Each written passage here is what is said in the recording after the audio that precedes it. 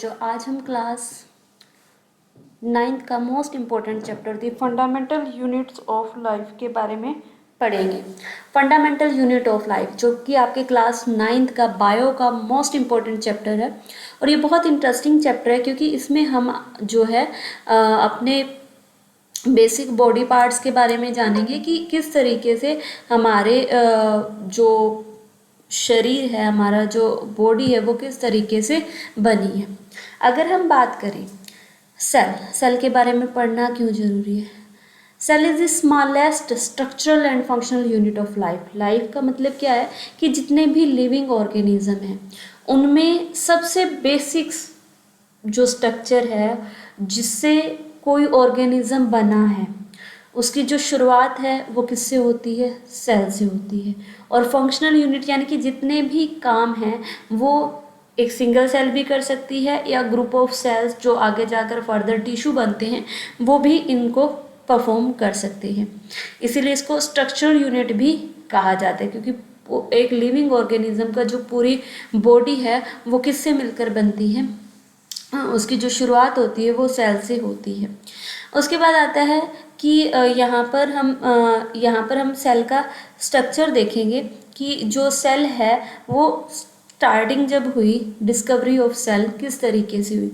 तो यहाँ पर ये जो रॉबर्ट हुक नाम के एक पर्सन थे, इन्होंने अपना बनाया हुआ एक माइक्रोस्कोप लिया और अपने बनाए हुए माइक्रोस्कोप के अंदर जब एक कॉर्क को देखा, कॉर्क को काट कर देखा गया तो उन्होंने वहाँ पर उनको कुछ ऐसे स्ट्रक्चर्स दिखाई दिए जैसे कि यहाँ पर ये स्ट्रक्चर आपको दिखाई दे रहे हैं। तो इस तरीके के उनको कुछ स्ट्रक्चर्स दिखाई दिए। तो इन स्ट्रक्चर्स को जो ये स्ट्रक्चर्स थे ये छोटे छोटे कंपार्टमेंट की तरह उनको दिखाई दिए और इन्हीं स्ट्रक्चर्स को उन्होंने नाम क्या दिया, सेल दिया। जो सेल है वो एक लैटिन वर्ड है जिसका मतलब क्या होता है, ए लिटल रूम, छोटा सा कमरा। तो बहुत सारे उनको छोटे छोटे कमरे, जैसे हम मधुमक्खी का छत्ता देखते हैं, हनीकॉम्ब देखते हैं, उसमें छोटे छोटे कंपार्टमेंट बने होते हैं। तो सेम वैसा ही स्ट्रक्चर यहाँ पर इनको दिखाई दिया। तो कॉर्क क्या है जिसके ऊपर इन्होंने सेल की डिस्कवरी की थी, वो एक्चुअल में जो ट्रीज होते हैं उनकी जो बार्क से निकलता हुआ एक सब्सटेंस होता है, तो उनका इन्होंने अपने बनाए हुए माइक्रोस्कोप के नीचे दिखाई दिया। बहुत सारे इनको बॉक्सेस दिखाई दिए, कंपार्टमेंट दिखाई दिए। तो इस तरीके से सबसे पहले जो सेल है उसकी डिस्कवरी हुई। लेकिन क्योंकि हमें पता है कि जो बार्क होती है ट्री की वो कैसी होती है, वो डेड सेल से मिलकर बनी होती है। तो जो फर्स्ट सेल डिस्कवर हुई थी वो कैसी सेल थी, वो डेड सेल थी।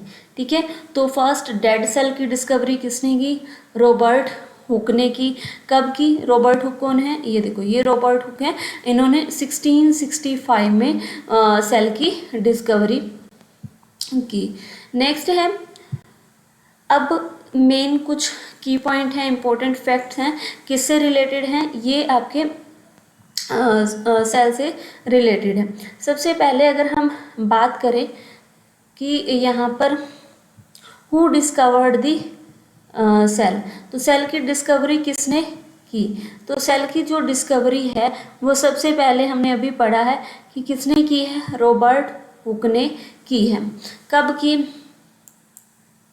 रॉबर्ट हुक ने इसकी जो डिस्कवरी है वो 1665 में की। और उसके अलावा कुछ और डिस्कवरी, सेल के अलग अलग पार्ट्स होते हैं, जैसे कि अब हम आगे डिटेल में पढ़ेंगे कि जो सेल है वो बहुत सारे पार्ट से मिलकर बनी है।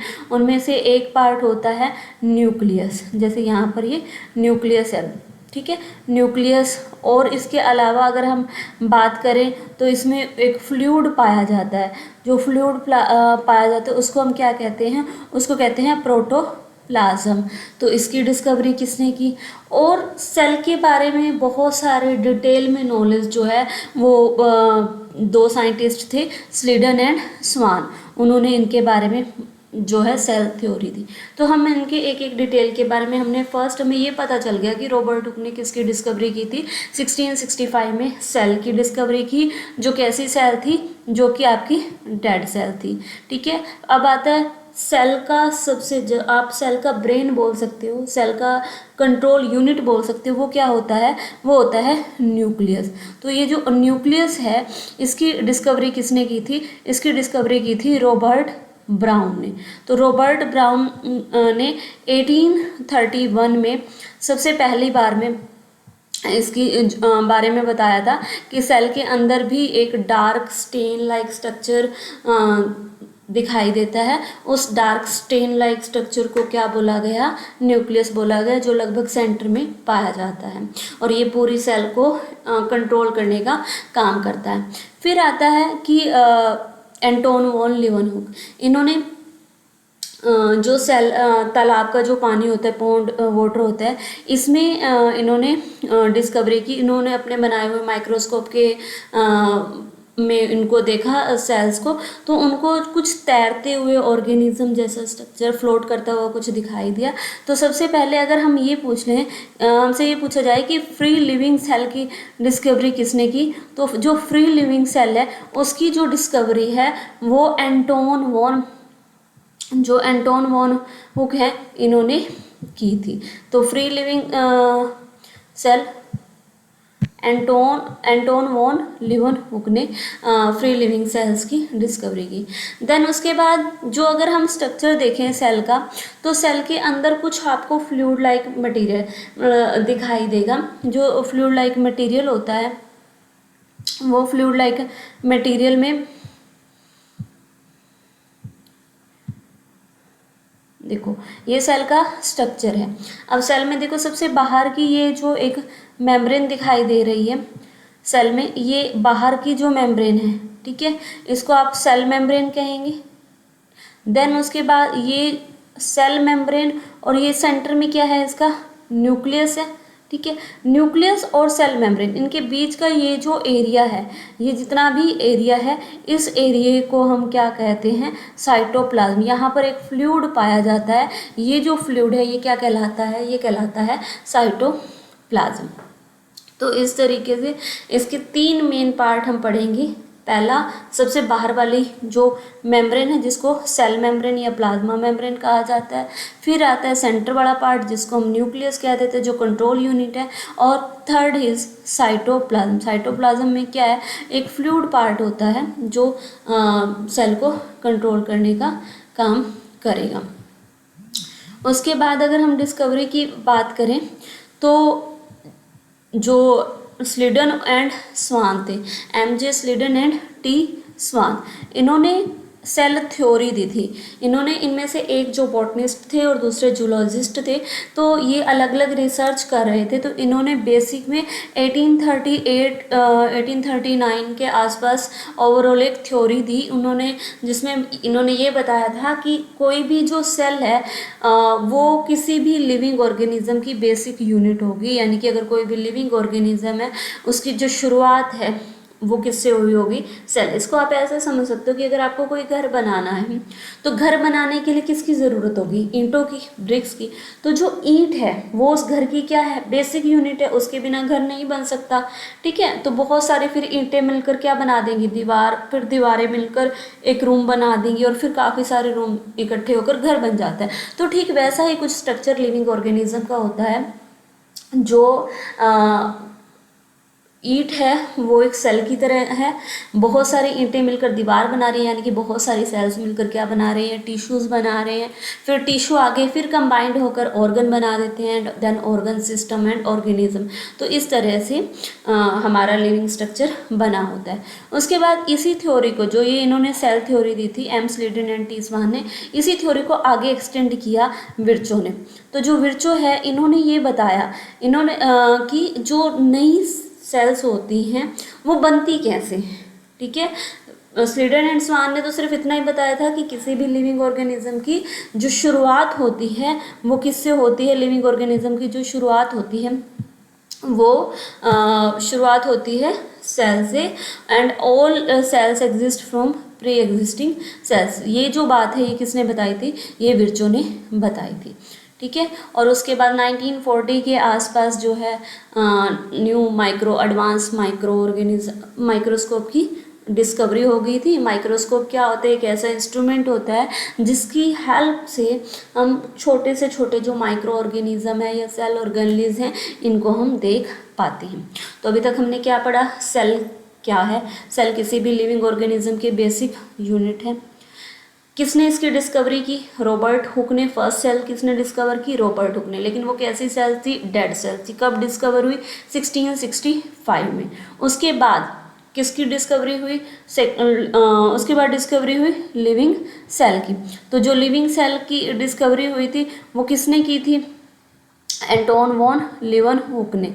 कब की थी, 1674 में। और ये कैसे इसकी डिस्कवरी हुई कि ये जो पॉन्ड वाटर होता है उसके अंदर बहुत सारे बैक्टीरिया पाए जाते हैं या माइक्रो ऑर्गेनिज्म पाए जाते हैं। तो ये भी पूछ रहे बैक्टीरिया की डिस्कवरी किसने की, तो भी क्या आ जाएगा, एंटोन वॉन लीवनहुक आ जाएगा। फिर उसके बाद जो सेल का जो मेन पार्ट होता है, हमने पढ़ा है कि सेल के अगर हम डिवीज़न करें तो 3 पार्ट है, प्लाज्मा मेम्ब्रेन है, न्यूक्लियस है और साइटोप्लाज्म है। तो जो सबसे मेन कंट्रोल यूनिट है उसको हम क्या कहते हैं, न्यूक्लियस कहते हैं। तो न्यूक्लियस की डिस्कवरी किसने की थी, रॉबर्ट ब्राउन ने की थी। कब की, 1831 में। देन उसके बाद जो प्रोकिन्स नाम के साइंटिस्ट आए थे, इन्होंने बताया कि प्रोटोप्लाज्म बेसिकली क्या है कि न्यूक्लियस के अंदर भी कुछ फ्लूइड पाया जाता है जिसको न्यूक्लियोप्लाज्म कहा जाता है, और न्यूक्लियस के बाहर और प्लाज्मा मेम्ब्रेन के अंदर भी कुछ फ्लूइड पाया जाता है जिसको साइटोप्लाज्म कहते हैं। तो ओवरऑल न्यूक्लियोप्लाज्म प्लस साइटोप्लाज्म दोनों मिलकर क्या बना देते हैं, प्रोटोप्लाज्म। तो ये जो प्रोटोप्लाज्म की डिस्कवरी हुई है ये किसने की थी, पुरकिंज ने की थी। कब की, 1839।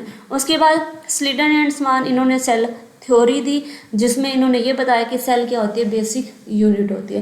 एंड लास्ट जो विर्चो है उन्होंने इन्हीं की सेल थ्योरी को आगे एक्सटेंड किया। इन्होंने एक टर्म दी थी सेलुला ई सेलुला। तो सेलुला ई सेलुला में इन्होंने इनका मतलब क्या था कि जितनी भी जो सेल्स होती हैं वो कहाँ से अराइज होती हैं, वो अराइज होती हैं प्री एग्जिस्टिंग सेल्स से। यानी कि पुरानी सेल्स में कोई ना कोई चेंज आता है, वो डिफॉर्म होते हैं, उनमें डिवीज़न होता है और उन्हीं डिवीज़न के बाद क्या आता है, नई सेल्स की बनती हैं। तो सेल थ्योरी के 3 पोस्टुलेट हैं। पहला, जितने भी लिविंग ऑर्गेनिज्म हैं वो अगर एक सेल से मिलकर बने हैं तो उसको हम क्या नाम दे देंगे, उसको हम बोल देंगे यूनिसेलर। और अगर एक से ज़्यादा सेल से मिलकर बने हैं तो उनको हम बोल देंगे मल्टी सेलर। मल्टी मतलब मैनी, यानी कि बहुत सारी सेल से मिलकर बने हैं। सेकेंड, इन्होंने क्या बताया कि जो सेल है वो क्या है, बेसिक यूनिट है। ठीक है, कोई भी ऑर्गेनिज्म है वो किससे मिलकर बने होंगे, सेल से मिलकर बने होंगे। देन उसके बाद इन्होंने क्या बताया, cell arise from the pre existing. ठीक है, तो जो सेल है वो प्री एग्जिस्टिंग से, जो सेल पहले से एग्जिस्ट करती है उनमें डिवीजन होगा, उन्हीं से नई सेल्स बनती हैं। अब हमने यह भी पढ़ा कि यूनिसेलर और मल्टी सेलर 2 तरह के ऑर्गेनिज्म होते हैं। अब यहाँ पर अगर हम बात करें यूनी का मतलब होता है सिंगल। ठीक है, यूनी का मतलब क्या हो गया, सिंगल, और सेलुलर मतलब सेल। तो ऐसे ऑर्गेनिज्म जिनकी पूरी बॉडी एक ही सेल से मिलकर बनी है, जिनमें सिर्फ एक ही सेल पूरी बॉडी स्ट्रक्चर को बना रही है, सिंगल सेल से वो पूरा स्ट्रक्चर बना है, तो ऐसे ऑर्गेनिज्म को हम क्या कहेंगे, यूनिसेलर ऑर्गेनिज्म। लेकिन अगर हम इधर इसकी बात करें मल्टी सेलर की, तो मल्टी सेलर क्या होगा, मल्टी यानी कि मैनी। ठीक है, सेलुलर यानी कि सेल्स। तो ऐसे ऑर्गेनिज्म जिनकी जो बॉडी होती है वो बहुत सारी सेल से मिलकर बनती है, तो उनको मिलियन बिलियन सेल, जैसे कि हम लोग हैं, हमारी बॉडी में हजारों लाखों सेल्स पाई जाती है, प्लांट्स हैं या और भी बहुत से ऑर्गेनिजम्स हैं, एनिमल्स हैं जिनमें बहुत सारी सेल्स पाई जाती हैं। तो इसलिए इनको क्या बोला जाता है, मल्टी सेलुलर ऑर्गेनिज्म। अगर हम यूनिसेलुलर की बात करें, क्योंकि उनमें एक ही सिंगल सेल है, तो वही सिंगल सेल उनके सारे फंक्शन को क्या करेगी, परफॉर्म करेगी। अब क्योंकि एक ही सेल है तो इनका स्ट्रक्चर कैसा होगा, बिल्कुल सिंपल होगा, ज़्यादा कॉम्प्लेक्स स्ट्रक्चर नहीं होगा। लेकिन अगर मल्टी सेलर की बात करें तो बहुत सारी सेल्स हैं, तो हर सेल का फंक्शन अलग होगा, हर सेल का स्ट्रक्चर अलग होगा, तो इसलिए इनका स्ट्रक्चर फंक्शन काफ़ी कॉम्प्लेक्स होता है मल्टी सेलर में। अगर हम यूनिसेलर की बात करें तो इनमें सिंपल, अगर हम रिप्रोडक्शन की बात करें तो ये ए सेक्शुअली रिप्रोड्यूस करते हैं। अब ए सेक्शुअली रिप्रोडक्शन से मतलब क्या है कि इनमें मेल और फीमेल दोनों पार्टनर की ज़रूरत नहीं होती आगे डिवीज़न के लिए या आगे प्रोजेनी को प्रोड्यूस्ड करने के लिए। इनमें सिंपल डिवीज़न हो जाता है। जो एक ऑर्गेनिज्म है, सपोज हम अमीबा को मान लेते हैं कि अमीबा एक यूनिसेलुलर ऑर्गेनिज्म है, तो जो अमीबा है वो अपने आप ही उनमें कुछ चेंज होगा, वो उसके दो पार्ट्स में टूट जाएंगे और नए दो डॉटर सेल्स बन जाएंगी। तो इस तरह का डिवीज़न जिसमें एक ऑर्गेनिज्म से दो जो है जीव बन रहे हैं, दो ऑर्गेनिज्म प्रोड्यूस्ड हो रहे हैं, उसको बोला जाता है बाइनरी फिजन। सेम ऐसा ही बडिंग होता है, जैसे हाइड्रा हो गया। हाइड्रा में क्या, उसके साइड में से एक बड निकल रही है और वो बड जब अपने पेरेंट बॉडी से डिटैच हो जाती है, अलग हो जाती है, तो उससे एक नया ऑर्गेनिज्म बन जाता है। तो इस तरीके से बर्डिंग, स्पोर फॉर्मेशन, तो ये कुछ ऐसे मेथड्स हैं जिनकी हेल्प से क्या होता है कि नए ऑर्गेनिज्म प्रोड्यूस किए जाते हैं। और ये मेनली एसेक्सुअल रिप्रोडक्शन के पार्ट है। और ये लोअर लेवल के जो ऑर्गेनिज्म है, यूनिसेलुलर ऑर्गेनिज्म है, उनमें ये होता है। लेकिन मल्टी सेलुलर मेनली तो इनमें जो रिप्रोडक्शन का मेथड है वो सेक्सुअल रिप्रोडक्शन है। अब सेक्सुअल रिप्रोडक्शन से मतलब क्या है कि इनमें जो मेल और फीमेल गैमेट हैं वो आपस में फ्यूज़ करेंगे और उन्हीं के फ्यूज़न से, मेल और फीमेल गैमेट के फ्यूज़न से नया जो ऑर्गेनिज्म है वो प्रोड्यूस्ड होगा। तो इसलिए इसको जो है सेक्सुअल रिप्रोडक्शन कहा जाता है।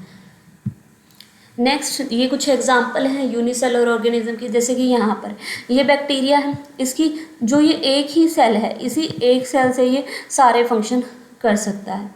सेम एज इट इज़ जो पैरामीशियम है, ये सिंगल सेल है, इसी एक सेल से ये डाइजेशन, एक्सक्रीशन, रिप्रोडक्शन सारे फंक्शन एक ही सेल से हो जाते हैं। यहाँ पर अगर हम बात करें, ये अमीबा है। जब अमीबा है जो होता है, इसको रिप्रोडक्शन करना होता है, तो इसकी जो बॉडी होती है ये दो इक्वल पार्ट में इस तरीके से डिवाइड हो जाती है और अपने जैसे दो ऑर्गेनिज्म को प्रोड्यूस कर सकते हैं। उसी तरीके से क्लेमाइडोमोनास है। तो ये कुछ ऐसे ऑर्गेनिज्म हैं जिनकी पूरी बॉडी एक ही सेल से मिलकर बनी होती है। उसके अलावा अगर हम मल्टी सेलर की बात करें तो octopus, Petromyzon, human being, plants, ये सारे किसके एग्जाम्पल आ जाते हैं, मल्टी सेलर के। अब आता है क्या सेल सिर्फ एक ही तरह की होती है या अलग अलग तरह की होती है। तो सेल्स बहुत अलग अलग तरह की होती है, बहुत वैरायटी सेल्स में पाई जाती है। अगर हम एक ह्यूमन बीइंग की सेल की बात करें, देखो यहाँ पर ह्यूमन बीइंग में ही कितनी तरह की सेल्स पाई जाती हैं। ये देखो, जो हमारी स्किन को बनाती हैं सेल्स, उसको हम बोलते हैं एपिथेलियल सेल्स। तो एपिथेलियल हमारे स्किन को, हमारे इंटरनल एक्सटर्नल बॉडी पार्ट्स को बनाने के लिए यूज़ होती हैं। तो ये वो सेल हो गई। दूसरी इम्यून सेल। इम्यून सेल क्या होती है, जो हमारी बॉडी को डिसीज़ से बचाती हैं, ठीक है। उसके अलावा सेक्स सेल। सेक्स सेल क्या होगी, जैसे कि आपकी ओवा हो गया या फिर जो स्पर्म हो गए, तो ये सेक्स सेल के एग्जाम्पल हो गए।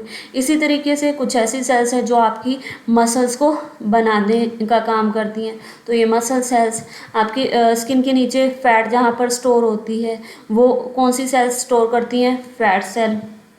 हमारे बोन्स को बनाने के लिए जो जैसे बोन मैरो वगैरह हो गए, तो जो बोन्स को सेल्स बनाती हैं तो वो बोन सेल्स होगी। इसी तरीके से आपने ब्लड सेल्स पढ़ी होंगी, जैसे red blood cells, white blood cells, platelets. तो ये ब्लड सेल्स भी अलग अलग तरह की पाई जाती हैं।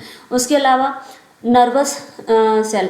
नर्वस सेल क्या होती है, एक ऐसी सेल जो हमारे डिफरेंट बॉडी ऑर्गन से मैसेज को कलेक्ट करती है, स्टिमुलाई को एक्सेप्ट करती है और हमारे ब्रेन तक मैसेज लेकर जाती है और ब्रेन से वापस भी मैसेज डिफरेंट बॉडी ऑर्गन्स तक लेकर आती है। तो वो नर्व सेल है। अब अगर हम इनकी शेप देखें तो इनकी जो शेप है या इनका जो स्ट्रक्चर है वो इनके फंक्शन के ऊपर डिपेंड करता है। जैसा ये काम परफॉर्म करती हैं उसी तरीके की ये यहाँ पर ये सेल है। अगर हम बात करें नर्व सेल की, क्योंकि इसको मैसेज बहुत जल्दी लेकर जाना होता है, तो इसलिए ये लॉन्ग होती है, काफ़ी लंबी होती है, ताकि जल्दी से ये मैसेज को ट्रांसमिट कर सके। तो जो सेल की शेप है वो डिपेंड किसके ऊपर कर रही है, उसके फंक्शन के ऊपर कर रही है। उसके अलावा यहाँ पर ये कुछ और सेल्स दी गई हैं, जैसे लंग्स में जो सेल्स पाई जाती हैं, आपके पेनक्रियाज में, हार्ट की जो मसल्स है, कार्डियक मसल्स में जो सेल्स होती हैं, या जो रेड ब्लड सेल्स हैं जो बाइकन शेप होती हैं, स्किन जो एपिथेलियल टिश्यू की बनी होती है, और ये न्यूरॉन। तो इन्हीं के ही अलग अलग टाइप्स दे रखे हैं कि ह्यूमन बीइंग में कितनी तरह की सेल्स पाई जाती हैं। अब क्वेश्चन ये आता है कि अभी चैप्टर का जो हमने नाम पढ़ा, फंडामेंटल यूनिट ऑफ लाइफ, क्यों इसका नाम ऐसे दिया गया और सेल को ही फंडामेंटल यूनिट क्यों बोला गया? तो इसके पीछे कुछ रीज़न है। तो वो रीज़न क्या है कि each living cell has the capacity to perform certain function that characteristic of all living, कि हर एक सेल का अपना एक स्पेसिफिक फंक्शन होता है जो वो परफॉर्म करती है लिविंग ऑर्गेनिज्म में, ठीक है। और जो मल्टी सेलुलर ऑर्गेनिज्म होते हैं, अभी हमने पढ़ा था कि मल्टी सेलुलर क्या होते हैं, ऐसे ऑर्गेनिज्म जिसमें बहुत सारी सेल्स पाई जाती हैं, उनको मल्टी सेलुलर ऑर्गेनिज्म बोलते हैं। जैसे कि हम लोग, तो हम लोगों में जो वर्क होता है ना, सेल्स अपने आप बांट लेती हैं, हर एक सेल का अपना एक जो वर्क होता है वो उनको परफॉर्म करती है। जैसे कि अगर हम एपिथेलियल सेल्स की बात करें तो उसका काम क्या है कि एक आउटर स्ट्रक्चर प्रोवाइड करवाना, जैसे जितने भी ऑर्गन्स हैं उनको प्रोटेक्शन देना, जैसे कि किडनी है उसके बाहर की लेयर को बनाना या हमारी स्किन है उसको बनाना। तो ये सारे जो सेल्स होती हैं मल्टी सेलुलर ऑर्गेनिज्म में, उनमें डिवीज़न ऑफ लेबर होता है, काम बटा होता है। ह्यूमन बॉडी में बहुत सारे काम होते हैं, जैसे कि हार्ट का अगर हम बात करें, हार्ट का काम क्या है, ब्लड को पंप करना। उसी तरीके से जो स्टमक है उसका काम क्या है, फूड को डाइजेस्ट करना। किडनी का काम क्या है, ब्लड को फिल्टर करना। तो सभी सेल्स के अपने अपने पर्टिकुलर क्या होते हैं, काम होते हैं। तो इसी तरीके से जो सिंगल सेल्स होती हैं उनमें भी वर्क होता है, तो वो जो वर्क है वो एक ही सेल के द्वारा कर लिए जाते हैं। तो इसलिए इनमें कुछ स्पेसिफिक कंपोनेंट होते हैं सेल के अंदर, उन स्पेसिफिक कंपोनेंट को क्या बोला जाता है, उन स्पेसिफिक कंपोनेंट को बोला जाता है सेल ऑर्गेनेल्स। हम आगे सेल के बारे में डिटेल में देखेंगे कि जो सेल होती है उसके अंदर अभी तक हमने सिर्फ उसको 3 बेसिक पार्ट पढ़े हैं। वो क्या पढ़े हैं हमने, प्लाज्मा मेम्ब्रेन पढ़ा, हमने प्लाज्मा मेम्ब्रेन के अलावा न्यूक्लियस पढ़ा है, और क्या पढ़ा है, साइटोप्लाज्म। लेकिन जो साइटोप्लाज्म होता है और जो न्यूक्लियस होता है उसमें फ्लूइड पाया जाता है। तो जो साइटोप्लाज्म का फ्लूइड होता है उसमें बहुत सारी कुछ सेल्स के और पार्ट भी पाए जाते हैं, जिसको आप क्या बोलते हो, सेल ऑर्गेनेल्स बोलते हो। तो ये जो सेल ऑर्गेनेल्स हैं, जैसे कि माइटोकॉन्ड्रिया, एंडोप्लाज्मिक रेटिकुलम, राइबोसोम, लाइबोसोम, ये सारी अलग अलग फंक्शन करती है, अलग अलग काम करती है। जैसे कि लाइजोसोम को ले लो, कि जो लाइजोसोम होता है वो क्या काम करता है, वो क्लियरिंग अप, यानी कि जो सेल का वेस्ट मटेरियल है उसको क्लियर करने का काम करता है। कुछ ऐसे होते हैं जैसे न्यू मटेरियल को बनाना, जैसे कि एंडोप्लाज्मिक रेटिकुलम में वो प्रोटीन सिंथेसिस करेगा क्योंकि उसके साथ राइबोसोम अटैच होते हैं, ठीक है। और या कुछ ऐसे होंगे जो लिपिड स्मूथ एंडोप्लाज्मिक रेटिकुलम में वो लिपिड को सिंथेसिस करेगा, लिपिड को तैयार करेगा। तो यहाँ पर कुछ ना कुछ सेल ऑर्गेनेल्स कुछ ना कुछ स्पेसिफिक फंक्शन कर रहे हैं। तो इसीलिए जो सेल है उसको क्या बोला जाता है, फंक्शनल यूनिट, क्योंकि हर एक ऑर्गेनेल का अपना एक पर्टिकुलर फंक्शन है। स्ट्रक्चरल क्यों बोला गया, क्योंकि शुरुआत, जो अभी हमने एक ब्रिक वाला एग्जांपल लिया था कि घर को बनाने के लिए शुरुआत की ली किससे की, हमने ईंट से की। तो सेम वैसे ही एक लिविंग ऑर्गेनिज्म को बनाने की शुरुआत हमने किससे की है, सेल से की है। तो इसीलिए सेल को हम क्या कहेंगे, functional and structural unit of life. अब बात आती है कि सेल किससे मिलकर बनी है। तो सेल में क्या पाया जाता है, 3 बेसिक कंपोनेंट की अगर हम बात करें तो बेसिक कंपोनेंट में क्या आ जाएगा, प्लाज्मा मेम्ब्रेन आ जाएगा, न्यूक्लियस, और क्या आ जाएगा, साइटोप्लाज्म। लेकिन उसके ये देखो, ये जो बाहर वाली जो मेम्ब्रेन है ये इस तरह की, ये जो मेम्ब्रेन है, ये जो बाहर वाली मेम्ब्रेन है इसको हम सेल मेम्ब्रेन या फिर प्लाज्मा मेम्ब्रेन कहेंगे। और ये सेंटर में जो आपको दिखाई दे रहा है राउंड शेप, तो ये जो सेंटर वाला एरिया है इसको हम क्या कहेंगे, न्यूक्लियस कहेंगे। और जो न्यूक्लियस से बाहर और जो सेल मेम्ब्रेन के अंदर का ये वाला जो पोर्शन है इसको हम क्या कह देंगे, साइटोप्लाज्म। अब जो सेल ऑर्गेनेल्स क्या होती हैं, अभी हमने इसके बारे में पढ़ लिया कि साइटोप्लाज्म के अंदर कुछ ऐसे बेसिक कंपोनेंट पाए जाते हैं जो एक सेल के लिए अलग अलग काम करते हैं। तो सेल की बेसिक फंक्शनल यूनिट होती हैं, उन्हीं को हम क्या कहते हैं, उनको हम कहते हैं सेल ऑर्गेनेल्स। अब हम इसके पहले पार्ट के बारे में पढ़ेंगे। सबसे पहला पार्ट है प्लाज्मा मेम्ब्रेन। प्लाज्मा मेम्ब्रेन अभी हमने देखा था कि जो प्लाज्मा मेम्ब्रेन है वो सेल के बाहर का स्ट्रक्चर होती है। सपोज ये कोई सेल है, ठीक है, तो इस सेल की ये जो बाहर वाली लेयर है, ठीक है, इसको हम क्या बोलेंगे, आउटर मोस्ट जो लेयर है इसको हम क्या बोलेंगे, प्लाज्मा मेम्ब्रेन, ठीक है। अब क्योंकि ये आउटर मोस्ट है तो ये क्या प्रोवाइड करवाएगी, सबसे बाहर वाली लेयर हमें क्या प्रोवाइड करवाएगी, इसको सेल को शेप देगी। ठीक है, और इसके अलावा शेप के साथ साथ जो मैकेनिकल सपोर्ट है वो प्रोवाइड करवाती है, और इसके अंदर जो साइटोप्लाज्म है, सेल ऑर्गेनेल्स है, न्यूक्लियस है, उनको प्रोटेक्शन देने का काम करेगी। तो इसलिए इसको आप कह सकते हो कि ये एक तरह से सेल की क्या है, प्रोटेक्टिंग कवरिंग है, एक ऐसी लेयर है जो सेल को क्या कर रही है, प्रोटेक्ट कर रही है। इसलिए इसको कई बार जो प्लाज्मा मेम्ब्रेन है इसको हम सेल मेम्ब्रेन भी बोलते हैं। सेल मेम्ब्रेन के अलावा इसका एक और नाम है, क्या नाम है इसका नाम है सिलेक्टिवली परमिएबल मेम्ब्रेन। अब इसको सिलेक्टिवली परमिएबल मेम्ब्रेन क्यों बोला जाता है, नाम से अगर हम इस नाम को तोड़ें, सिलेक्टिवली यानी कि सिलेक्टिव चीज़ों को, परमिएबल यानी कि परमिट देना, परमिशन देना, तो ये एक ऐसी मेम्ब्रेन है जो सिलेक्टिव चीज़ों को परमिशन देती है अंदर और बाहर आने जाने की। ठीक है, एंट्री एंड एग्जिट की कुछ सिलेक्टिव चीज़ें ही इस मेम्ब्रेन से अंदर और बाहर आ जा सकती हैं, इसलिए इसको क्या बोला जाता है, इसलिए बोला जाता है सिलेक्टिवली परमिएबल मेम्ब्रेन। और ये हाईली फ्लेक्सिबल होती है, और मेनली ये प्रोटीन और लिपिड से मिलकर बनी होती है, या हम इसको ये बोल सकते हैं फॉस्फोलिपिड से ही मिलकर, फॉस्फोरस, प्रोटीन, इन सब से ये मिलकर बनी होती है, लिपिड से ये मिलकर बनी होती है। अब यहाँ पर अगर हम इसके स्ट्रक्चर की बात करें तो ये बाई लेयर होती है। देखो इसकी दो लेयर होती हैं, एक ये जो नीचे की ये वाली लेयर है, ठीक है, और एक ये लेयर है, और एक ये ऊपर की लेयर है, तो इसलिए इसको बाई लेयर बोला जाता है, दो लेयर होती हैं। अब यहाँ पर इसका जो हेड है, ठीक है, वो वाटर लविंग होती है, तो वो हाइड्रोफिलिक है, तो वो बाहर की तरफ होगा, और जो हाइड्रोफोबिक टेल होती है, ठीक है, वो अंदर की तरफ होता है। तो इस तरीके से बाई लेयर इसका स्ट्रक्चर है। यहाँ पर इसका एक्सचेंज दिखाया हुआ है कि किस तरीके से चीज़ें अंदर और बाहर आ जा रही हैं। यहाँ पर देखो जो वाटर है, ये कुछ वाटर के मॉलिक्यूल्स दिखा रखे हैं कि जो वाटर है वो यहाँ से अंदर बाहर आ जा सकता है। उसके अलावा यहाँ पर कुछ गैसेस हैं वो अंदर बाहर आ सकती हैं। उसके अलावा अगर हम बात करें ग्लूकोज, आयंस और कुछ स्टेरॉइड, तो ये सारी चीज़ें जो हैं प्लाज्मा मेम्ब्रेन के थ्रू यहाँ इन चैनल्स, ये चैनल्स बने हुए होते हैं, और इन चैनल्स के थ्रू ये अंदर और बाहर ये सारी चीज़ें आ जा सकती हैं। तो अभी हमने यहाँ पर प्लाज्मा मेम्ब्रेन के बारे में पढ़ लिया कि जो प्लाज्मा मेम्ब्रेन है उसको क्या कहा जाता है, और प्लाज्मा मेम्ब्रेन को सिलेक्टिवली परमिएबल मेम्ब्रेन कहा जाता है। क्यों कहा जाता है, क्योंकि सिलेक्टिव चीज़ों को ये परमिशन देती है अंदर और बाहर आने जाने की। अब आता है वो सिलेक्टिव चीज़ें कौन सी होती है, तो वो सिलेक्टिव चीज़ें हो सकती हैं जैसे कि गैसेस, कौन कौन सी, कार्बन डाइऑक्साइड, ऑक्सीजन, क्योंकि हमें पता है कि हमारी सेल्स में डाइजेशन का काम चलता है, रेस्पिरेशन का काम चलता है, तो वहाँ कुछ ना कुछ जो वेस्ट मटेरियल है वो भी बनता रहता है।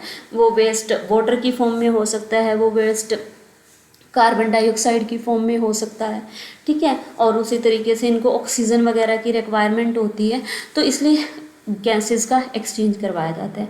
तो किस तरीके से गैसेस जो हैं वो इस मेम्ब्रेन के आर पर जा सकते हैं। तो अगर हम सेलुलर लेवल की बात करें तो जो गैसेस हैं वो इसके अंदर और बाहर आ जा सकती हैं। इसमें जितना भी सेलुलर लेवल पर बात करें तो गैसेस जो है वो सेल के क्रॉस प्लाज्मा मेम्ब्रेन की हेल्प से, डिफ्यूज़न प्रोसेस की हेल्प से, डिफ्यूज़न क्या होता है कि मान लो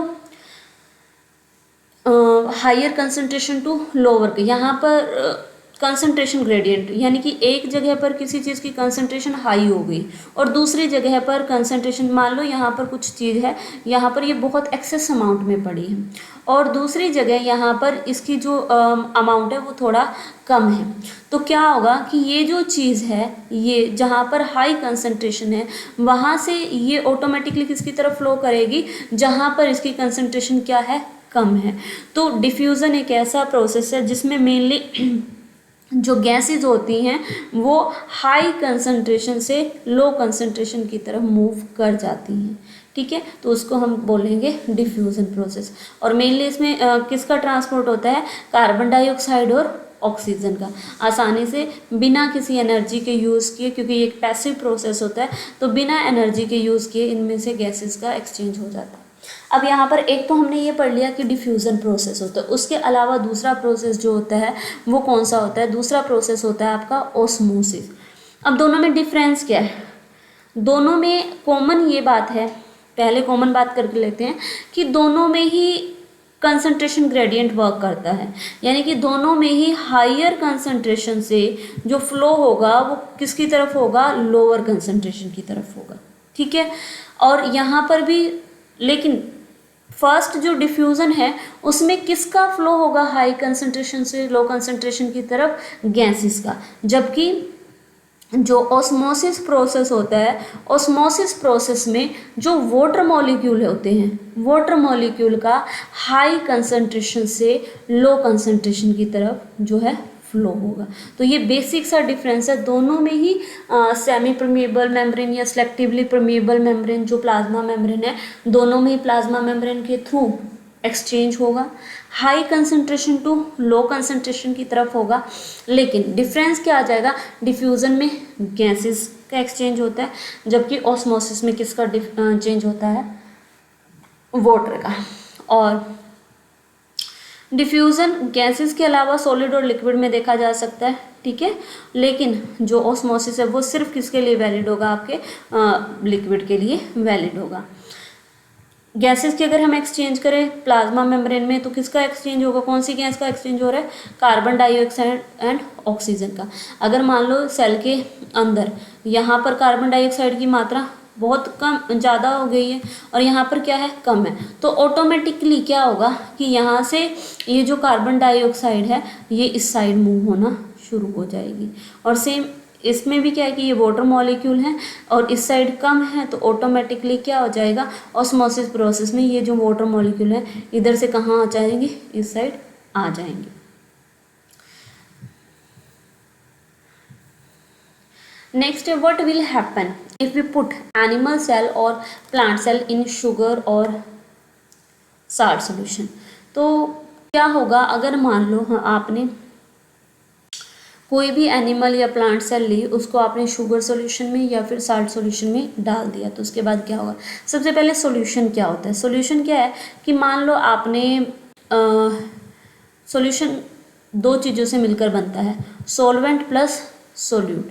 मान लो आपने यहाँ पर एक गिलास जो है पानी लिया, ठीक है, और इस पानी के अंदर आपने कुछ अमाउंट शुगर का डाल दिया। अब जब ये अच्छे से डिज़ोल्व हो गए तो उसके बाद जो चीज़ आपको मिलेगी उसको हम क्या कहेंगे? उसको कहेंगे हम सॉल्यूशन।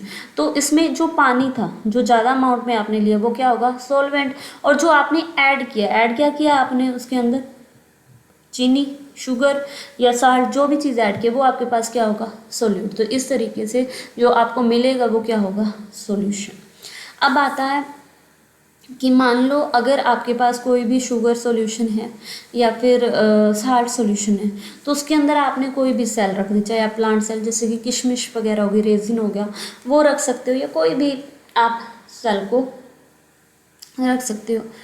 तो अगर आपने कोई ऐसा सॉल्यूशन बनाया higher water concentration then a cell in the surrounding, कि मान लो ये कोई सेल है, ठीक है, यहाँ पर ये सेल है और सेल के चारों तरफ क्या है? यहाँ पर वाटर है। अगर सेल के चारों तरफ वाटर की मात्रा क्या है? ज़्यादा, वाटर की कंसंट्रेशन क्या है? ज़्यादा, और सेल के अंदर वाटर की कंसंट्रेशन क्या है? कम। अभी हमने ऑस्मोसिस प्रोसेस पढ़ा है, ऑस्मोसिस में हमने यही पढ़ा है ना कि higher concentration to lower concentration. अब देखो हायर कंसंट्रेशन कहाँ पर है? बाहर, ठीक है, हायर कंसंट्रेशन बाहर है, तो ऑटोमेटिकली जो पानी का फ्लो है वो अंदर से किसकी तरफ जाएगा?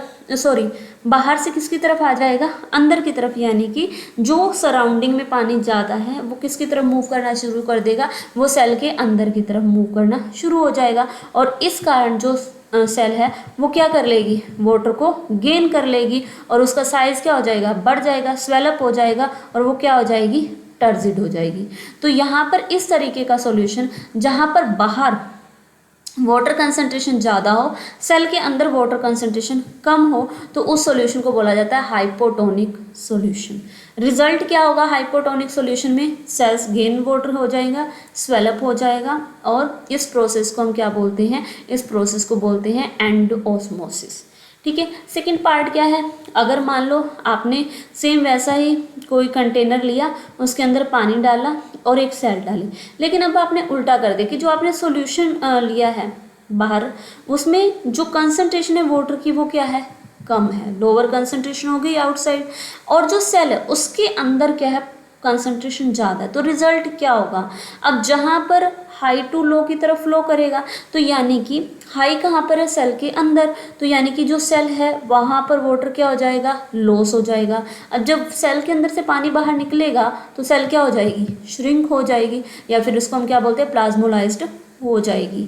ठीक है, या और लास्ट में क्या हो जाएगी, फ्लैश्ड हो जाएगी। तो यहाँ पर इस तरीके का सॉल्यूशन जहाँ पर पानी की कंसंट्रेशन बाहर कम है, ठीक है, और सेल के अंदर ज़्यादा है, तो सेल से पानी बाहर की तरफ फ्लो करेगा, हायर टू लोअर कंसंट्रेशन की तरफ फ्लो करेगा, और इस तरह का सॉल्यूशन कहलाएगा हाइपरटोनिक सॉल्यूशन।